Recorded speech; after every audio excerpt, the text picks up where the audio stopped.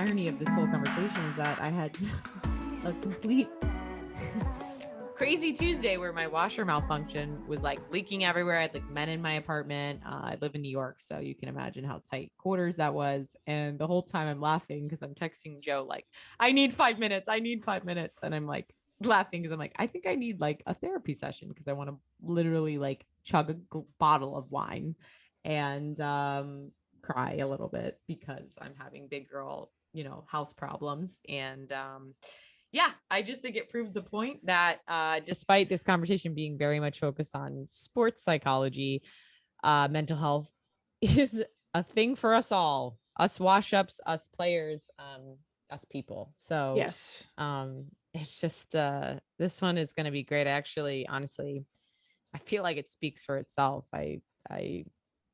It's awesome. yeah, no, I love it, and I'm, as a wash up, I'm gonna toot my own horn on this. We got it connected via LinkedIn. This is how this pod came to. This has how this. you, JoJo. Yeah, this has how the pod came to fruition. LinkedIn. It was my first. I've been on LinkedIn because I was. Look at you, creating connections. I was a dropout of the Keenan Flagler Business School because I hated it, and so we had to have a LinkedIn there, and I've just kind of somewhat kept it going. I love it. And now, bearing the fruits of my Keenan Flagler Business School, we connected via LinkedIn, and here we are with this pod. Yeah, I absolutely love it. And just proves a greater point that LinkedIn is not just for us corporate professionals. You can be on there as a professional athlete because it matters. So I love that. I think that's awesome. Or a coach, 100% as a coach. We all are creating connections and it's all intertwined.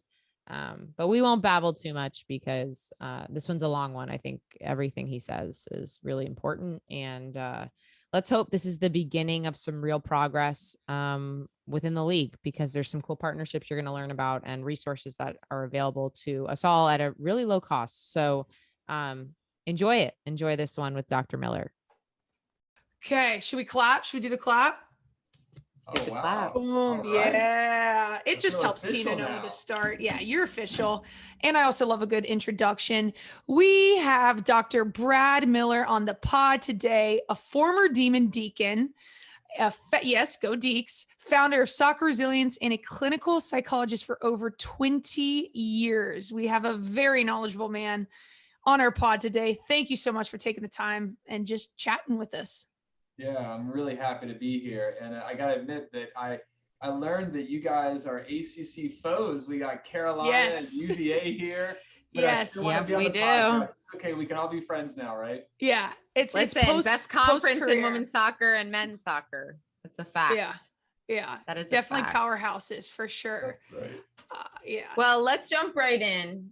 We have so much to talk to you about, especially kind of trying to utilize this hour on all your knowledge. So let's start off a little bit about you. Your passion for soccer, obviously being a former player, and this transition you've made in your career to sports psychology. How did you go from being Brad Miller, the men's soccer player, men's ACC champ, to now Dr. Brad Miller, practicing clinical psychology, and, working now directly with athletes and kind of this new journey? I don't want to say it's new because I know that sports psychology has been around for a while, but I feel like it's definitely being utilized more and so desperately needed, as us wash ups, but at one point top tier athletes can say was very much needed at the height of our careers. So yeah, talk a little bit about that. Yeah, and that's actually a big part of why I love working with athletes. So like both of you, soccer was something I just loved playing. As a kid, I was a kind of center back, this big, tall, kind of blue collar player. And love it. Yeah, and you center back as well? A little bit. I played left back in college, but I got that height, so I played a lot of center back. Yeah. But I'm always a fan of the defense. We got to get our love when we can. That's right. So so I love to compete, and it really was kind of my therapy as a kid. That's where I would just go to get away from the stress of things. And my senior year, I got recruited to go to Wake Forest, and it was when Wake first really became kind of a top 20 program. And I honestly had a lot of work to do. I was like my defensive skills are really strong, but my technical skills were not. True story. We had probably 25 people on the roster my freshman year. I was literally like 24th or 25th. Like if you drove by the field and you'd be like, is that the coach's son they're just letting like play? Like what's that guy doing with the ball, right? My technical skills were not nearly where they needed to be. I was a liability. Defensively, I was pretty strong, but I was a liability. So I knew, okay, Brad, you got to grind, you got to persevere, just grind. It's going to be slow, but you can get there. And so I did. I'd progressed throughout the lineup over time. My last year, I got some significant starts, and that was great. I kind of knew what was in front of me, but I was totally unprepared for performance anxiety. And it really hit me out of the blue. I never had it as a youth player. I was, pretty confident. You had to certainly make mistakes, have some poor games, but I didn't really worry about losing my spot. I didn't worry about, okay, now someone else is going to be in there. I'm going to have to, not get as much playing time. Our coach is going to yank me. So it was totally unfamiliar for me to just have to work so hard to just maybe get in a game, and to make the top 18. And so my brain just kind of got hijacked, and all of a sudden I would just overthink a lot. I would worry about a lot of mistakes I made in practice. And then I would worry about making future mistakes. And that certainly impacted me and my confidence, my performance, and definitely my enjoyment. We were fortunate to win ACC championships, and my best friends today are still from that time at Wake. But I just, when I graduated, I just had this regret. I'm like, God, why couldn't you have figured it out? And the answer is, I didn't go and try to get any help. I literally just kept it to myself. I just was like, well, Brad, you just grind. And there's a point to where that just doesn't work. You got to have a different strategy, right? But so I kept it to myself, suffered in silence. I was actually talking to a friend of mine last week. His son, he's looking for some tips for him. And I said, well, Quasi, that I, had a performance anxiety at Wake, right? And he's like, what? I'm like, yeah, you didn't know that? He's like, no. I'm like, yeah, I totally did. And that's the response I get from most of my friends, right? So on the outside, it looked like I was doing okay. Inside, I was not. And so, when I became a psychologist, started working with the athletes, it was so rewarding because they would have some of those struggles too, right? They would get in their head. They were like, why when I play in a game, does that not translate, right? I'm in practice, skills are sharp, but then the games come, or I lose confidence, those big moments, I'm just not the way I want to be. So they try out these strategies, they come back and go, this stuff is actually helping. And I'm getting more confident and I'm enjoying it more. I'm not feeling burnt out. I'm actually playing better. And it was really rewarding. And I thought, okay, this is awesome, but how can we reach more people? So I thought, what about meeting with teams instead of just one-on-one? So about 3 years ago in San Diego, I started working with some youth teams in San Diego, and it was super cool. Like afterwards, they come and have to ask questions and do things. I was hooked. Like, this is awesome. This is great. And so, but then the pandemic came, and doing in-person sessions was not as much of an option. And I did a Zoom session. Full disclosure, never done Zoom in my life. Yeah. My kids are like, oh my God, Dad, it's not that hard, right? Now Zoom, all we do is Zoom. Right. All I do is Zoom. And I was like, wait, this is actually kind of cool. Like you can do a whole club through Zoom, right? It's really pretty simple. And so then I was like, well, wait a minute. I know a bunch of guys I played with who were coaching and, in different states. I'm like, this is kind of cool. Maybe I could actually grow it. I linked up with Wells Thompson. Wells also played at Wake Forest. He was a 9-year pro. MLS Cup champion with the Colorado Rapids. And he just put out a quote and just said, hey, someone had commented about some anxiety and depression. He just said, hey, you know what? I struggled with that transition at retirement. It was really hard for me. And I just said, hey, super cool. You put it out there. I don't really know. I know Wells because it's part of the, alumni. The Wake fan. Yeah. I hadn't met him. And I just was like, hey, that's so cool. You put that out there. Thanks for, showing people from Winston and Wake Forest, what I mean, that you're, able to talk about that stuff. That's going to help me when I work with athletes to say, look, here's a professional soccer player who says he can struggle with this at times. So that means this is a really common thing. And he sent me something back nice, and we started talking, and we had really similar passions. We both really want to make an impact on a lot of people. We believe the time is kind of right. So we linked up about a year ago and said, let's do it. We started Soccer Resilience. About 3 months later, we met up with Matt Spear, who was the head coach at Davidson for 18 years, actually was their Final Four captain back in the day. Mm-hmm. And Matt and I were ironically teammates with the Winston-Salem Twins. I was the center back and he was the center mid. So it's kind of a cool way to reconnect with him after all those years. You never know when those relationships come back, right? Exactly. Yeah, and so we linked up, and Matt was the president of Richmond Kickers for a couple of years, and just really like-minded. We're like, okay, this is great. Now we got Wells, myself, Matt, and like, okay, so we're 3 white guys. So we need some other perspectives, right? We need some other ideas in here, right? The world's big and it's not just that. So we're like, okay, so let's see how we can get some other ideas and viewpoints. And so Wells met up with Jess and he was like, oh my God, you guys got to talk to Jess. And so we did, and just, her story, her goals, her mission very much aligned. And so we're like, this is awesome. So we all are the 4 founders of Soccer Resilience. We also have a partner, John Blake, high school coach in North Carolina, who's awesome. He tries out all this stuff with his teams, which is super cool. Comes back, he's like, hey, like true story, listen to this. So John's talking to his team, and they had beaten this highly ranked team the week, about a couple days before. So they win the game, right? 3-2. The next game they played, they have like 4 kids out because of COVID, and they got hammered like 7-0. And he goes, Brad, guess what I did on the bus? Okay. Oh boy. He goes, I told him, look, I know you guys are upset because they were super mad. He goes, we're going to breathe right now. We're all going to breathe for a minute. Okay, we're just going to breathe.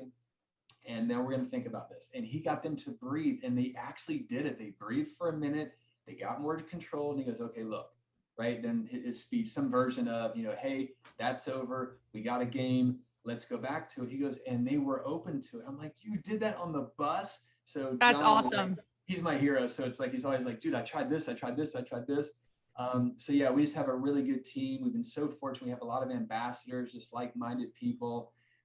Yeah, it's honestly like I dreamt of this 10 years ago. Never, ever thought it would be this big. Never thought I'd have teammates, which is the best part, man. Yeah. That's awesome. I love the North Carolina side of everything. I'm a Raleigh kid, so that makes me happy. I know. Yes. Okay, a quick fact. So Joe, you played at Raleigh Sanderson, correct? I did. So I didn't play. I went to Sanderson, but I didn't play for Sanderson. Okay. But I went to Sanderson. Arch nemesis. My high school, my junior year, we're the underdog team. We get to the state final. Who do we play? Okay. Raleigh Sanderson. Here we go. Our boys were really, really good at that time. Yeah. They had the longest winning streak in the nation. They hadn't lost like 80 games. Yeah. At Carolina's field, right? The old school field. I'm like, okay, here we go. Boom. They scored in the first minute. It was 4-0 at half. It was the hardest game of my life. Yeah, they're legends. Brutal. Yeah. They were legends then. That's awesome. I love all the connections, and I love all the connections that we're able to use on the pod. That's just what I love just about the podcast. Side note on that. But just kind of tell the listeners exactly what soccer resilience is. So if I'm a kid, if I'm an ECNL kid, if I'm a professional, if I'm a wash up, what is it exactly? If I'm a fan listening and about to throw that follow on Instagram, inform us. Right, yeah, definitely. Please follow us on social. We have a ton of really cool information. Great follow. Me and Joe can attest. Great follow. Well, thank you. I love it. That's Wells Thompson and John Blake. They are the social media ninjas. They're awesome. They do a great job.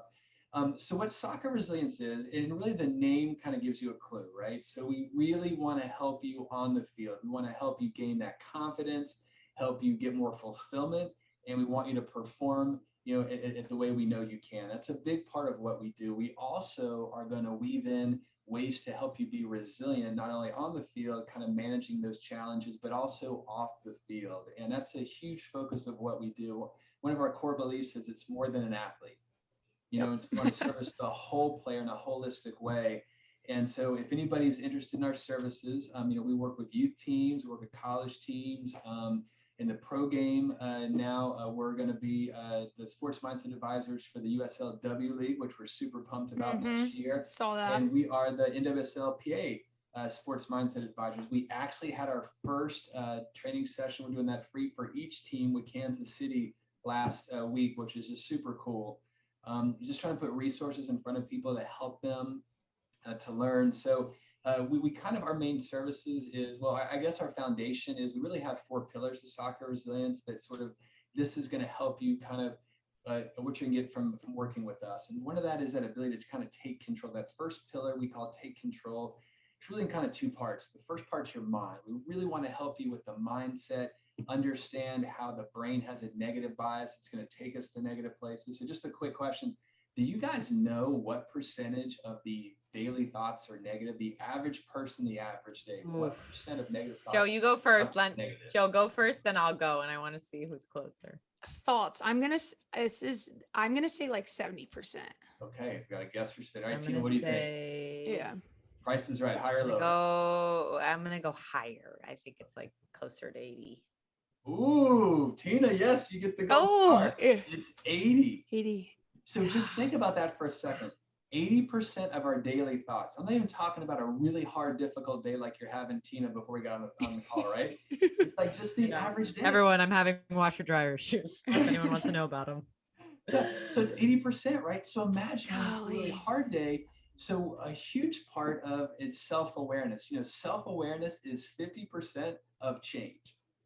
And it's because it's really hard. There are a ton of stuff I don't notice. As a psychologist, I should notice way more than this is why, Dr. Miller, this is why I buy my tissues at Trader Joe's. I'm there when you're sad. There you go. That's awesome. This is positive notes to myself because apparently 80% of my day is me saying negative things. My tissues remind me. Anyway. Yeah, and we do, right? So just knowing that is so huge. So we help players understand how the brain works, the mind works, why it steers us to the negative so much. And then, of course, playing soccer, well, I mean, you both know as players, it's not hard to imagine where the brain can take us. Worrying about the things that— a deep, dark hole. Totally, right? You know, it's Always. like, you guys ever had that experience where it's like 5 things go well and maybe 1 or 2 don't? And it's after the game, you're walking off and your brain just keeps replaying. Oh, yeah. Go well. Oh yeah. Yes, that's why, like, for me, when I was playing, even in college, like, I had to immediately watch the game after in order to, like, kind of recorrect some of the things, mental images that I had in my mind. So I'd be like, okay, you didn't have 18 incomplete passes. You're just like replaying 1 or 2 of them in your head. So by visually seeing it, it allowed me to be like, okay, it wasn't that bad. Like, calm down. That is an awesome strategy. I really like that. That's a great one. And so, you know, that's really a lot of what it is in that first step, take control, right? Just understanding our negative thoughts, prone to go there. And then how do we steer our mind, right? Kind of more that resilient mindset, that growth mindset, that kind of process focus. So then we say, okay, and then how do we get control of our emotions, right? Our focus, our kind of being in the moment. And, you know, we give them lots of tools and strategies. And a huge part, you know, for your listeners, if you have not invested or tried or learned deep diaphragmatic belly breathing, please, please, please do it. It is the most effective, quickest way to really gain control back of your thoughts and emotions. And then you can try to figure out what you're going to do. And it is so powerful. It's awesome. I was super skeptic when I first learned about breathing. I was one of the last people to get on board. All my friends were like, yeah, dude, this stuff works. I'm like, no. And then when I did, I'm like, oh man, it's great. So we really just teach them those strategies, right, to regain control. Because honestly, when you feel in control of your thoughts and emotions and how you can respond to what happens, that is so powerful. So that's where we put a big focus. Then we go, okay, now let's dive a little bit into your purpose. That's our second pillar, is develop purpose. And, you know, we often don't really know a lot of why we do something. We kind of have a general idea, but we really kind of harness it, right? So we dive deep into it, kind of go, what's that deep, meaningful purpose for you? And once they kind of recognize it, then we give them strategies to really harness it and use it to really help build that confidence, that motivation, and perseverance. And then we go, okay, third pillar is build perseverance. All players know how to persevere, right? Most of us, like, how many times have you guys heard the phrase when you were playing, suck it up, push through it, you're fine, it's okay? Yeah. Quite a bit. Right. Yeah. That's kind of what we get, right? And again, like, that's a skill. That's a good thing to do, like push through. But what happens when it doesn't work? I know I kind of referenced that earlier. So we come in and say, okay, you can be more aware. Notice those spots where you get stuck, right? For some people, it's when I make a poor cross or miss a sitter, or, you know, I lose a ball out of bounds on the sideline, coach yells at me, whatever it is. And there's certain things that can then make it really hard to keep going. So we help you recognize that. We give you a plan and go, okay, let's predict the challenge. Let's give you a plan for them. And then you practice it and practice over and over. So when you game, your brain's trained to kind of do it. And that last pillar is enhanced performance, right? Everybody wants to try to get their real skills and abilities out of them and even grow a little bit beyond. And so we really kind of help them learn some things that are key for that. And one thing I love is to talk about optimal performance versus peak performance. So peak performance, right, is that, like, okay, here's the top of the pyramid. And it's something we build to. We hope at game day we have that. But a lot of times we don't have peak performance because it's truly our best. And then we can go into the uh-oh mode and, well, I'm not really good enough, or I'm not adding to my team. And then we kind of go to that dark place and our performance drops, our confidence lowers. So when we talk about optimal performance, how do you really lock in to go, okay, I may not be at the best. My ankle may be really bothering me. I'm kind of stressed about grades or a relationship or family. And so that's kind of taken away. So I'm not going to be at my best, but you know what? If I'm at about 80%, let's strive to get 100% out of that 80, right? And there's value in that. And if you can get players to buy into that, they don't fear not being at their peak. They can go, okay, today might not be that day, but I'm going to get as much out of me as I can. And when you focus on that and you reward yourself for it, then you're like, yeah, and you're ready to go for the next one. Dr. Brad, I think Yeah. you may be very proud of me because I actually, do you know Scotty Schweitzer out of NC State? He runs Next Level Academy. No, I don't. Okay. So he's phenomenal, but he always would tell the kids, so it's academy from U7 to U12. And like, these are these little kids, big eyed, bushy tail looking at them. And like, he can always tell when they've had like EOGs or like these big tests. And he'll tell them like, he'll say the exact thing. If you can give me 60% today, that's all you can give me, but give me 100% of that 60%. And it's actually interesting because I coach at CSU, and I was actually having the same exact conversation with my head coach about one of her girls kind of had a tweak.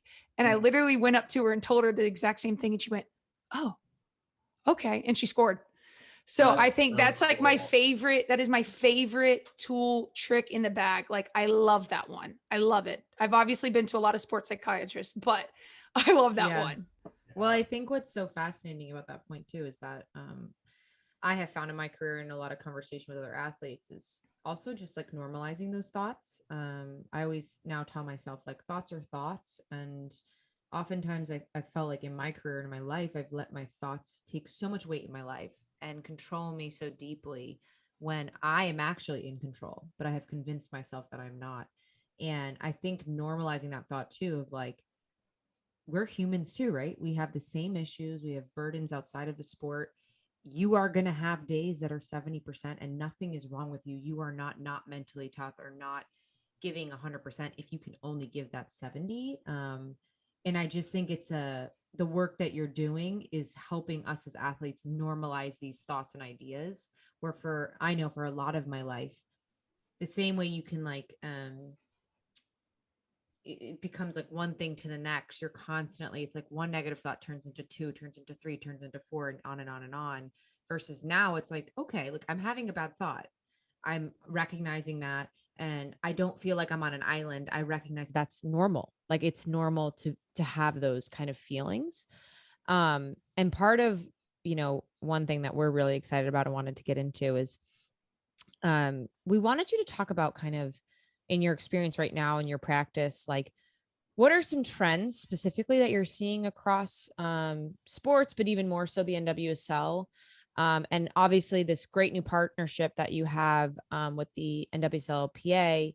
How do you feel based on what you're seeing, you guys, what kind of impact you think you can make for frankly, a lot of women in the league that I feel personally are just not being served in the way they should from a mental perspective, especially now, just in understanding the whole psychology of sport, right? Like I remember Steve, my coach in college, always being like, soccer's actually like 70% mental. Like it's so mental in a game that oftentimes even the most talented players don't perform at their peak because of that fact. So yeah, I'd be interested to see like what your goals are from the PA perspective, but also kind of things and trends you're seeing that are pretty prevalent in our sport currently. Yeah, so maybe I'll start with the sport and then come to the NWSLPA.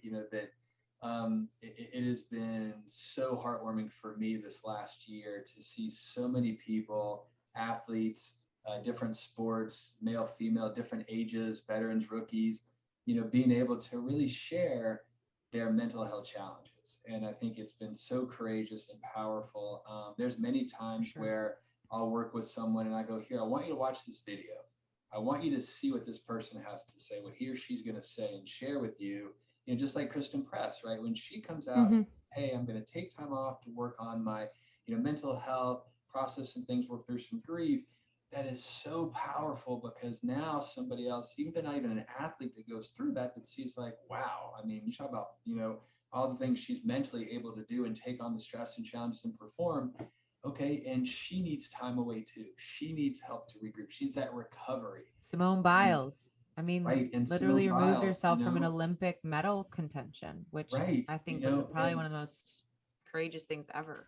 Yeah. And the thing that was, I'm guessing you guys saw this too, that was so disappointing for me was when she said she just stepped back and people were coming out going, oh, she was afraid of not getting a gold. She was just, Yeah. she was afraid of losing.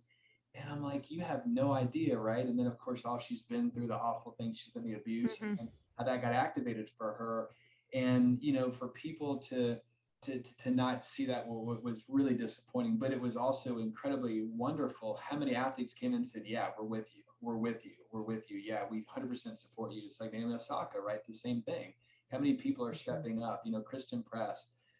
So I think that as far as the landscape of, I think there's more, it's getting a little bit more comfortable to talk about, right? On your podcast, at times you talk about it, players come in and share their stories, right? And maybe 10 years ago, that's just not really happening at all. Exactly. And so I think that there's a lot of positive trends that way.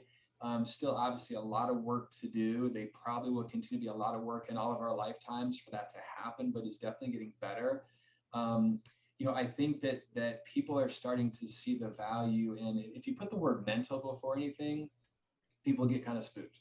Yeah. Right? So if you go mental training, it's like, oh, and if you mention mental health, then it's like a lot of people are like, but if you go, okay, let's talk about mental fitness, right? Let's talk about, mindset training. And so they're like, oh, okay, that kind of fits a little bit better. So with the NWSLPA, I have no idea what it's like to be a professional player there. Carrie Riccaro, one of our ambassadors, Yes, the courage, and Jess, we ask a lot of questions and try to kind of learn other professional athletes that I've talked to in WSL, really just try to learn from them. And I'll be honest that I was shocked at how there aren't as many resources available. And many players would say, when I was at college, I got better mental skills training than I did as a pro, and I've talked to some players in MLS who said the same thing, like, oh, in my college, that's where I learned my mental game. But at the pro level, there really aren't access to that. And that's even more so for NWSL players. And so, we are so excited to really try to be at the forefront of helping them get access to information, helping them get access to services. And so how we're going to do that, each team's going to get a free mental training session. And that's really designed to just kind of be like an introduction to, just sort of like wellness, mental health. Here's some tips to take with you to enhance your game too. And here's where you can go. And so something that we're doing as well, I know you guys had asked about like, what do we offer as Soccer Resilience? One of the things we offer, so we do sort of Zoom training sessions. We're going to get to in person, hopefully, as things kind of get better, depending on where that is. But we do that. We also do, we have a Soccer Resilience FC Online Academy. And that's really like a content library. We have like session plans, we have videos, we have PDFs, and that's for kind of segments for parents, for players and coaches. And what's really neat about it's got so much information, so many pros sharing stories, examples of what you can do, because we just aren't really taught what to do when we're challenged, right? We struggle with our confidence, our wellness. And so we're going to give that half off to the NWSL players. So it's $50 for them. That's literally $1, almost $1 a week. So we're like, that's incredible.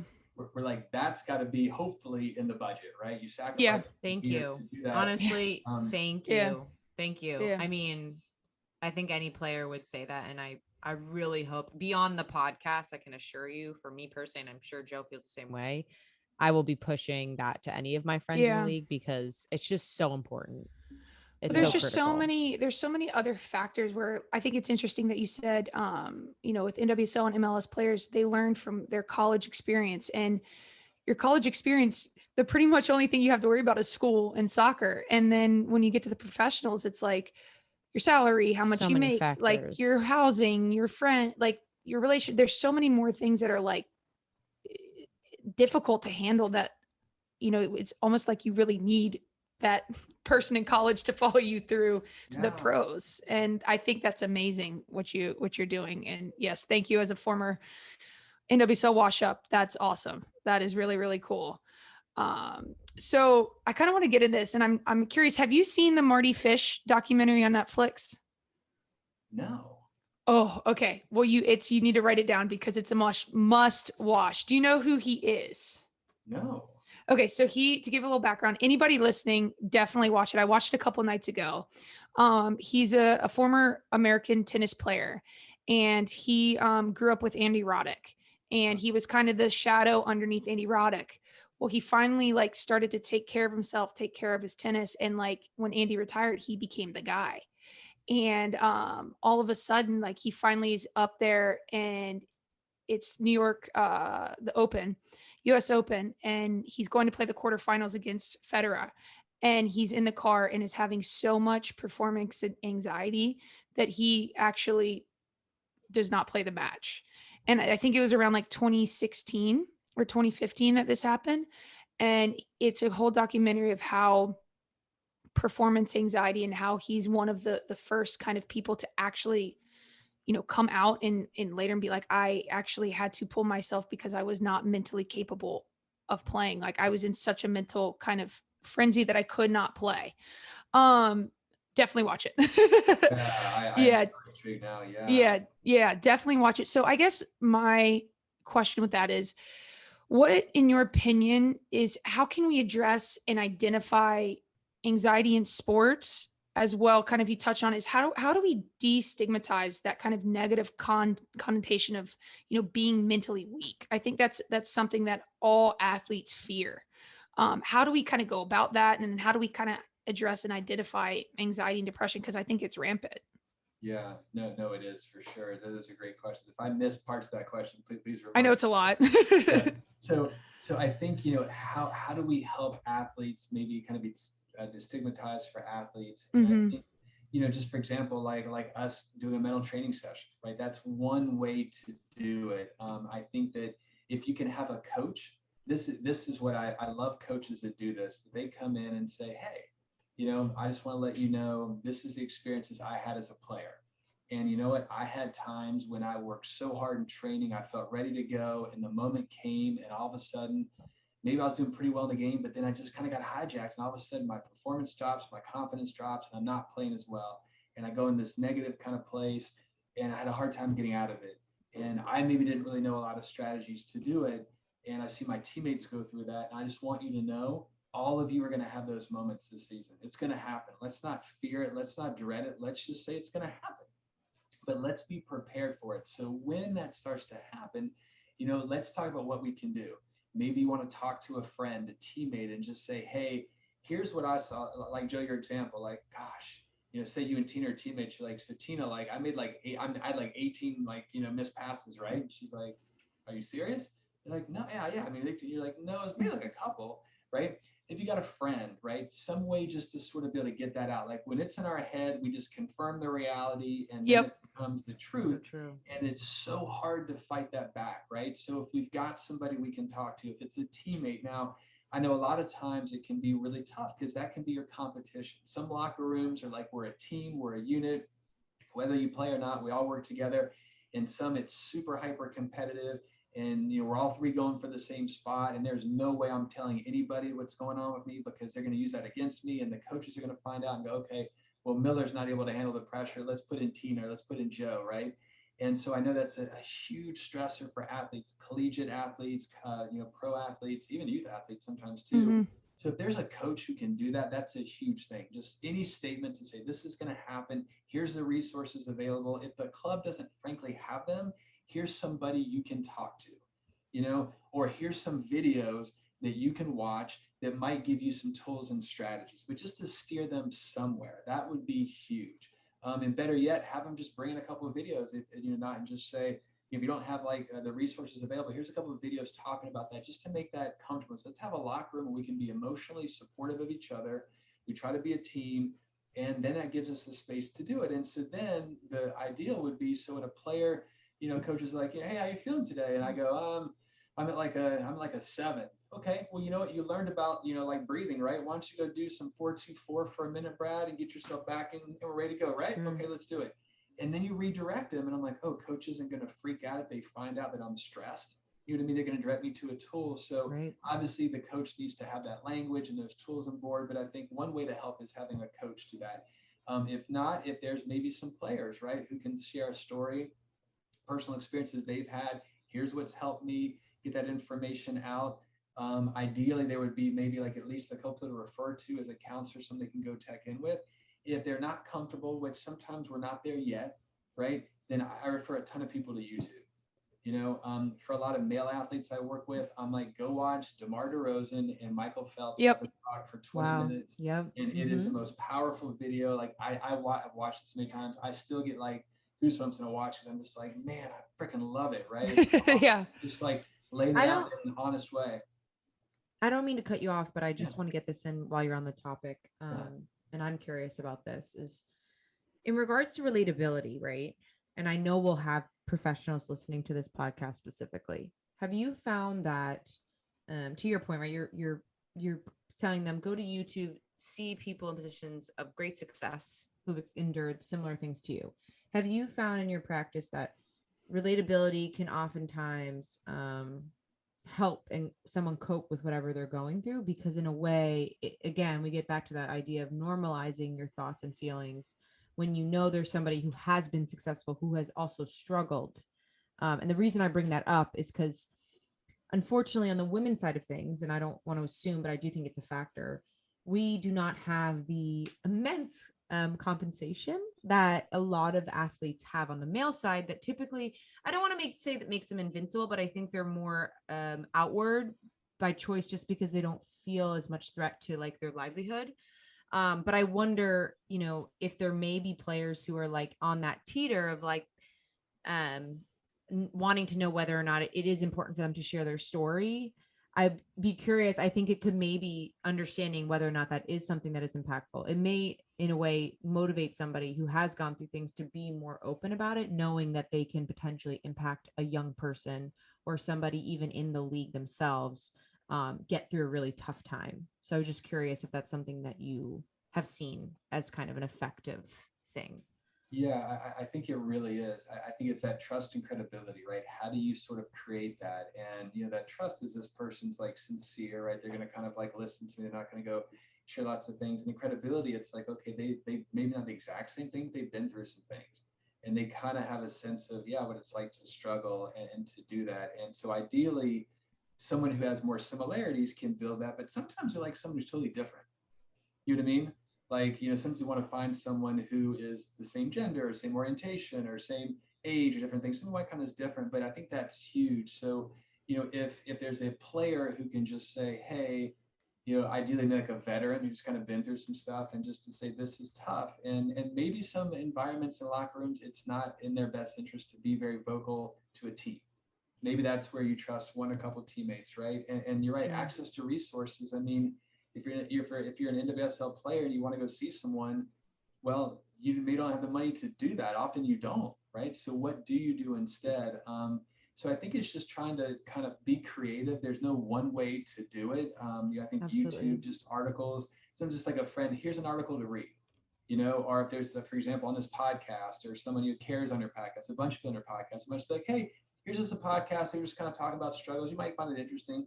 Whatever you do, but just to open the door, right? Because change is usually a process. It's not like we're like totally resistant to we're totally into it, right? It's usually kind of a change. And so we're kind of contemplating things, whatever can kind of tip those scales a little bit to do that. But yeah, ideally it would be wonderful if there were players in every locker room who can just be like, hey, I'm an open book. This is what I went through. Maybe you're going through something somewhat kind of similar, but here's how you can try to navigate it. Yeah. Well, it's funny because I always say this about Joe is like, I feel like we have that relationship despite probably people thinking we're very similar. My struggles came more with like perfectionism, compulsivity, food relationship. Joe had more injury induced anxiety and issues. So I always look to her as a source of like a warrior, somebody that I have taken a lot of courage from just because I'm like, wow, like what she's gone through. And our issues are not really that relatable, but it's interesting how like when they are different, you can find ways of being like, okay, like somebody that I'm close with, I work with every single day has been through the thicks of it and has gotten through it. I can do the same. And it motivates me. Joe, I love you. But it's, I'm just happy to hear that. Cause we've been very fortunate to have a lot of people on that have been incredibly vulnerable and, it's been really special. Cause I know for even myself, it's like, I'm not in the soccer world, but the same issues apply to people that aren't athletes. I mean, every day I struggle with things that my washer breaks and it causes me anxiety, right? Like it sounds stupid, but it's little stuff. So you want to, sorry, Joe, you want to ask me? No, I was just gonna add to, because I think for me, like I was just kind of a token about me is I was diagnosed with OCD at the age of 10. And so it runs in my family. So my older brother has it a little bit more, what's the word? Severely than me. But I think for me, something that I consistently have to remind myself is that like these thoughts and these anxieties and all of these things, like it's actually like a brain chemical, like you're chemically like not balanced. Like, and then that kind of makes you be like, okay, so it's like, I'm not psycho. Like it's an actually like a chemically based, like you have to take medication to chemically make that balance go you out. right, balance you out. And I think that's something that for me is allowed kind of that peace of mind, be like, okay, like it's not Joanna Finema. It's also just like how I'm made up chemically. Like it's okay. I think that's also really important to note, especially with anxiety and depression and kind of things like that. I just kind of wanted to add that little token in there. Well, I appreciate that, Joe. And you know, too, and I appreciate you both, you know, being open to share that, it's, you know, a big theme we have is it's not a you issue, it's a brain issue. Right. And it's just so powerful to go, oh, that's what brains do. Right.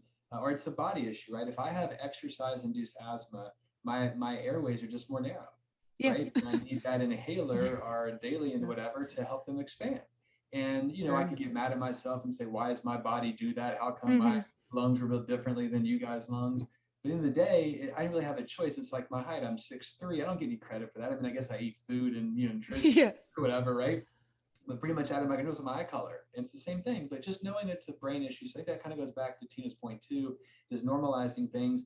Just being like, this is a brain issue. This is how they work. It's opened up so many doors. When I first meet with people, whether that's through a team or individually, so one of the first things we talk about, they're like, oh, okay, right. Okay, so it's not a me issue, it's a brain issue. Okay, so all those negative critical thoughts about how effective I am, inadequate I am, not good enough. Okay, that really wasn't true. Okay, still probably going to play in my head, but at least now I can know it's not true. So it is huge. So every time we can have better understanding of what it is and spend less time going, why? Now we've got more focus on how we're going to try to get better and try to improve. Exactly. Yeah.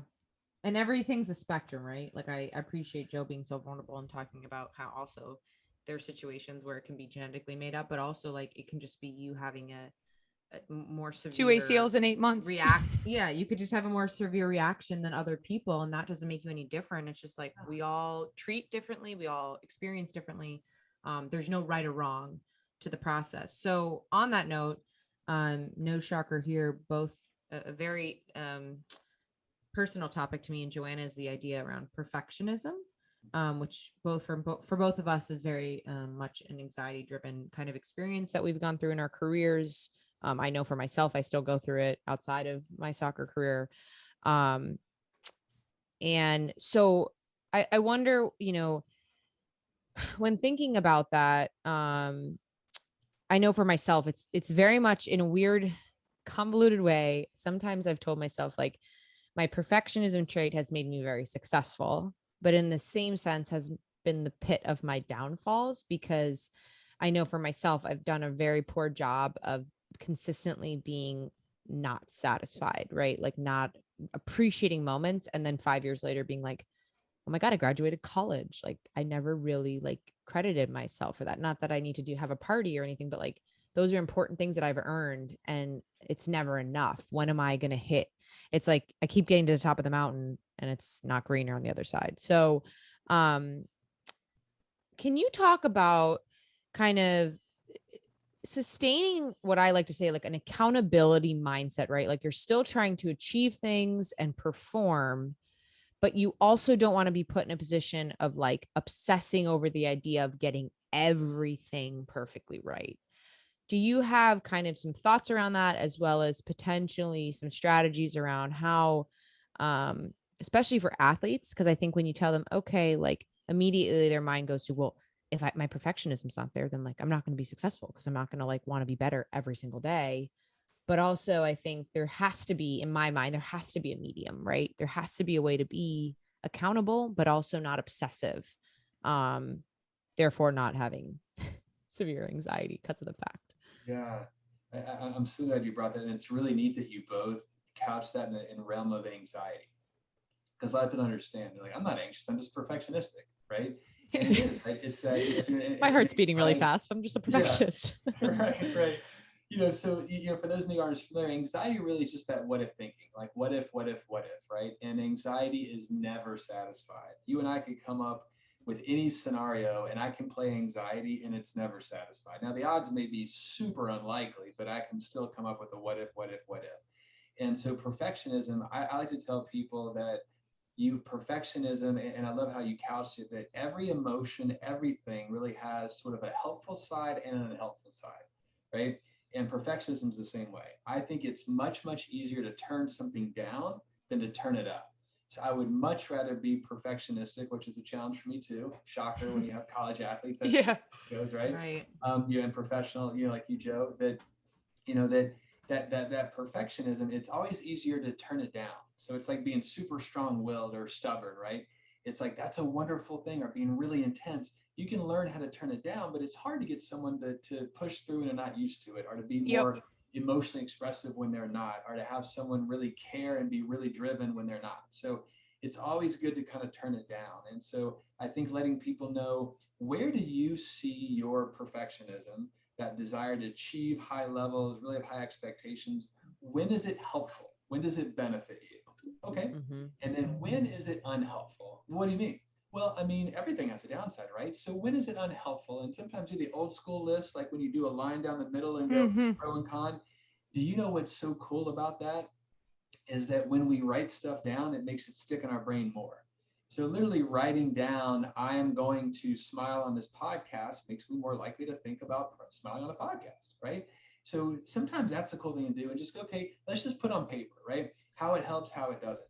And so sometimes people really get mad at their perfections and go, why do I have to be so perfectionist? And just see it as a negative. And we want them to see, no, there's value to it, which is good. And some people don't notice the downsides. We want them to see that. We go, okay, now, all right, that's in front of us. So we want to keep those benefits, but try to lessen the side effects. And I'll just kind of say, so if you had two medications, one, they both are going to help you get rid of your headache, but one's going to make you throw up. Which one do you take? Yeah, right? The one that doesn't make you throw up.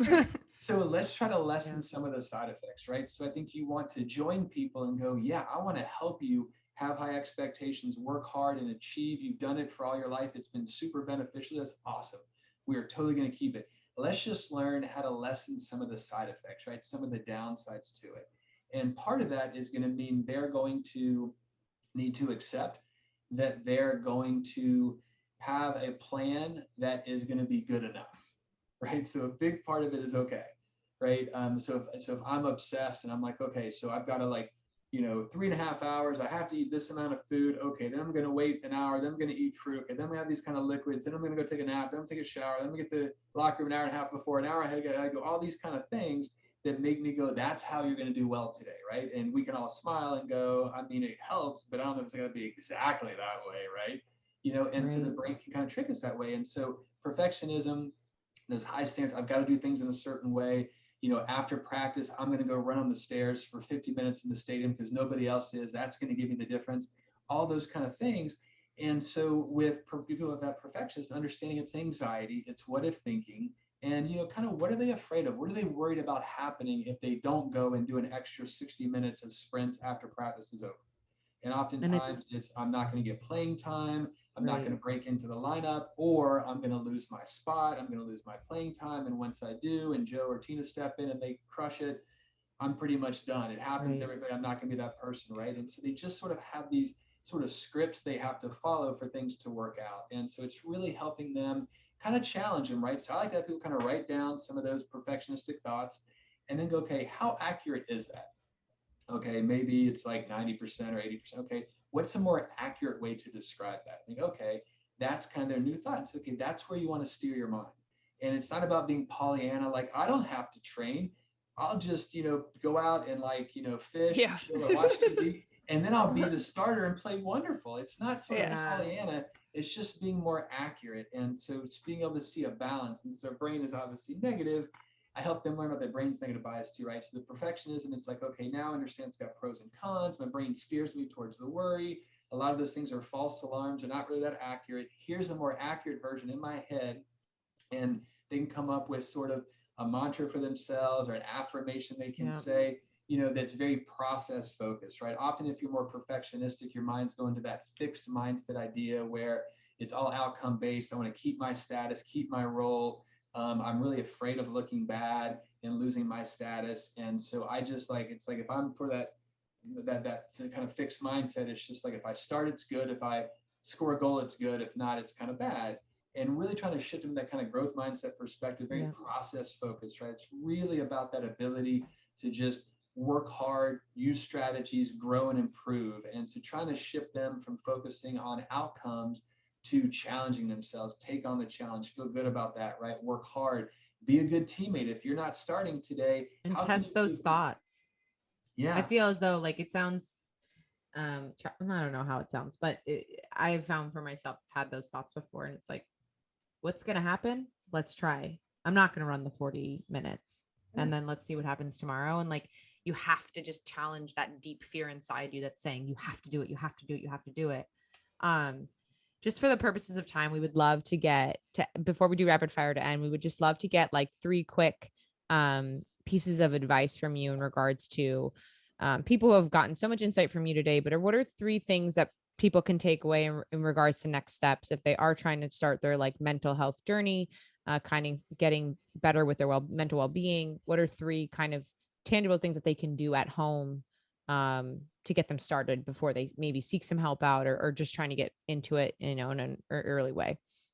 Yeah. So I'd say the first piece is going to be that self-awareness, right? And really kind of some understanding. So, that we talked about the brain's negative bias. They can listen to this podcast. We have a video on YouTube, on our psychologist YouTube channel about why the brain lowers performance, but just get some education to understand how the brain works, right? That 80% of our thoughts are negative. That's huge. If that is the first thing we get, okay, I understand this is why it's a challenge, why it comes to me. That's kind of step 1. So then it's okay, if I was going to say step 2, that obviously it would be ideally to go and talk to someone who's trained to help you, who's got some ideas and strategies. But let's say somebody's not there, right? They're kind of what do I do? I would learn about breathing. I would go on YouTube and I would learn about deep breathing and go, okay, watch a lot of videos, get an app, Calm or Headspace. I go to sleep to Calm every night. Yeah, right. You get a free trial version and just learn some strategies like breathing, mindfulness, meditation, all those things that, I'll be honest, I was totally skeptical on, thought it was just not true because I live in California. I'm all my friends are so dude, you're like that California psychologist. This is great, dude. You guys all sit around and breathe and meditate and stuff. So I was kind of slow to the party, right? But those things really work. So getting those resources. So if you know about the brain's negative bias, you learn about breathing meditation, you're kind of okay, you're starting to feel some shifts and getting more control of yourself. And then that last part that I would recommend would be, there's a lot of great, wonderful books. The Feeling Good Workbook, Mind Over Mood, is if you don't have a lot of resources, get a workbook or even just go on Pinterest. There's so many things about how, just like I talked about, it's how to write down your thoughts, how to sort of challenge them, and then replace them with more accurate thoughts. And those we'll get a list from you for sure then in that case, and maybe we can attach it with the pod and just give people, some recommendations in regards to things they can order and work through. I think that would be really great. And maybe one thing I would add to that is it's so important to be community, right? That we know that one of the biggest predictors of wellness and success and performance even is really having a good social support network. So trying to find people you can lean on who can help you. And I wish I would have mentioned that earlier, but that's huge. So just find one person you can talk to and share it with would absolutely be in that top 3. We put that maybe about writing your thoughts down as number 4. That would be my number 3. I love that. That's awesome. I feel like there's so much just great information to glean from this entire pod. I mean, I just want every college kid, I want every, youth kid to listen to it. So I can't wait for this to come out, but we like to end the pods with a little bit of rapid fire. Are you down? I'm down. Let's do it. All right. Your favorite coffee drink? I don't drink coffee. Okay, what's the number one drink? What's your go-to? Some California stuff. I'm a water go-to guy. A water go-to. Okay, You know we what's got a brand? funny? Do you have a If I- brand? if- That's if Carrie it's- Riccaro too. That's Carrie Riccaro's answered as well. Water. She's a Water. water girl. Yeah, I'm a Modelo guy if it's like weekend enjoying myself, but it's water. Nice. Okay. Okay. Great. Describe yourself in 3 words. Open, caring, goofy. Yeah, I love those. Your favorite team to play back in the day? Oh, okay, UVA. Ha. Back in the day, Virginia. Go Who's, baby. Yeah, back in the day, Yeah, we had a good Virginia, team. Like Bruce Arena, Mhm. Virginia. They were. Don't worry, we see all their national titles. They were like the Barcelona. Still searching for right? ours. And honestly, like that was a team that was the biggest game of my life. My senior year, I got some significant starts. I got to play against Virginia, and we went into double overtime and lost 3-2. Oh. And it was awesome. So that team was the nemesis. That's In awesome. High school, it would be your Raleigh Sanderson team. Yeah. it's, Go Spartans. All right. Your current favorite takeout? Oh man, that's a great question. Favorite? There's a place near my house called Los Primos. You got some pretty good Mexican. This is my All right. favorite, but pretty good. All right. Okay, Television show you've recently binged? Oh, this is good. You know what I am totally digging is a Modern Family. I'm probably the last people to get that. But it is awesome. That I'm is our always first like- response for that one. I'm always like, what's the funniest show that I can watch that's like light and not going to be heavy? Mhm. I'm like, Yep. yes, Yep. that's it. So, Yep. yeah, I love Modern Yep. Family. Cracks me up. One of your favorite teammates that you ever played with? Wow, God, these are good questions, man. My favorite teammates, gosh, I was there 5 years. So I had Mono my junior year. So I've been so fortunate. So many awesome,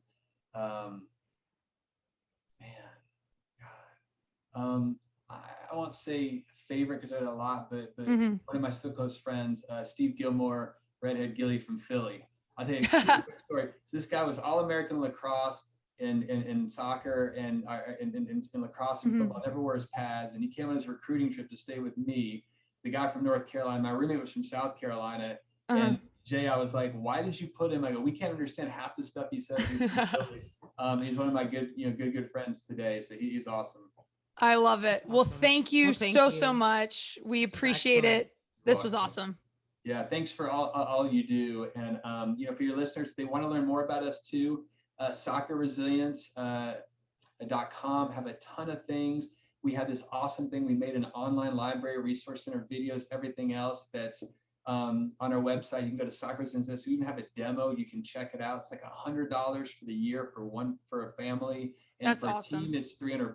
So we really price it in a way to help. We'd love to help. We have a lot of free resources on our website because I know for a lot of people who don't have the resources right now. And just thank you both for We what will you're plug doing. you And there's for not days enough and days people and days. spreading that information. So thank you to Absolutely. It's so needed. Thank you. Yeah. Wow. Well, what a great conversation with Dr. Miller. Gosh, so much to take away from that conversation. I feel like mental health is such an important topic, but also something that we all need to take advantage of when it comes to resources and making a priority in our life. We have a really special guest coming on next. It's Bethany Balser, former Rookie of the Year. Kind of just made her mark in the league when she's coming in, kind of, out of nowhere, actually. She was great. And I'm sure she'll have a lot of candid things to tell us in regards to her life in the NWSL. So tune in next week and let's keep these conversations going.